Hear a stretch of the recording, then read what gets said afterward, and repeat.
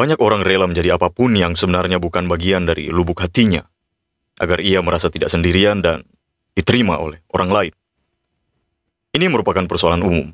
Kita tentu saja dengan jelas bisa melihat itu di sosial media, atau di tempat umum ketika seseorang berdandan, membeli sepatu baru, menggenggam iPhone merek terbaru, atau memotret makanannya ketika ia sedang berada di restoran yang mewah. Beberapa dari kita telah melakukannya tanpa sadar, spontan. Bahkan hal-hal tersebut merupakan bagian dari tradisi di zaman modern. Tanpa sadar semua manusia dituntut sejak ia balita. Ia dituntut untuk belajar, ibadah, meraih gelar-gelar, menafkahi dirinya dengan uang, mapan secara ekonomi, berpartisipasi dengan pemilu, menikah atau mengurus anak, dan meninggalkan hartanya ketika ia meninggal.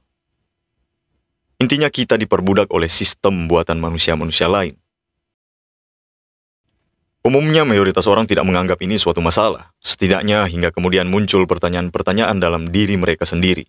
Apakah mereka benar nyaman hidup dalam tuntutan sistem-sistem seperti uang, negara, perbankan, pernikahan, agama, atau sekolah, dan lain-lain.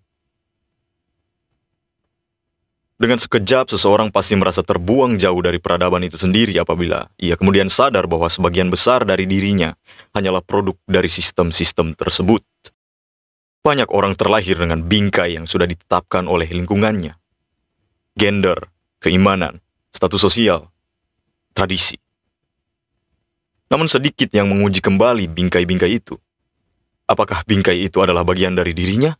Atau konstruksi yang disematkan orang lain kepadanya? Tentu saja karena bingkai-bingkai ini sudah ada sejak kanak-kanak. Mengujinya rasanya sama dengan ketika kita mulai belajar merangkak. Ketika kita tahu bahwa bingkai kita berbeda dengan bingkai orang lain karena orang itu direkonstruksi dalam lingkungan yang berbeda, kita kemudian sadar bahwa semua orang sebenarnya telanjang.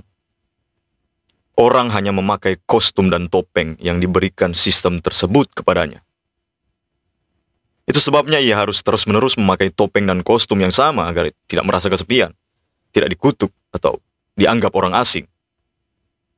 Maka timbullah keresahan-keresahan dalam diri seseorang ketika menyadari bahwa kostum yang disematkan itu seharusnya diganti dengan apa yang datang dari dirinya sendiri. Kostum yang ia ciptakan sendiri, bingkai yang ia bentuk sendiri, dan topeng yang ia harusnya selama ini tanggalkan. Namun resiko dari itu adalah kita pada akhirnya merasa terasingkan, takut dan malu karena menanggalkan kostum-kostum yang disematkan kepada kita, merasa tersesat karena bingkai-bingkai sudut pandang itu kita hancurkan, atau kecewa karena diperbudak oleh sesuatu yang bukan datang dari kehendak kita, melainkan datang dari kehendak orang lain. Tapi kita layak merasa kecewa agar kita tegar. Konsekuensi dari kesadaran diri adalah kecewaan. Kita layak merasa terasing, karena dunia yang kerap dipertontonkan kepada kita adalah dunia yang telah kehilangan martabatnya sebagai sumber bagi makhluk berakal. Kita layak merasa malu karena selama ini kita tidak menjadi diri sendiri. Dan layak tersesat demi menemukan sendiri jalan yang layak untuk kita jelajahi. Kita layak menerima segala konsekuensi itu, agar sadar bahwa nasib dan kebahagiaan kita harus terletak di tangan kita sendiri.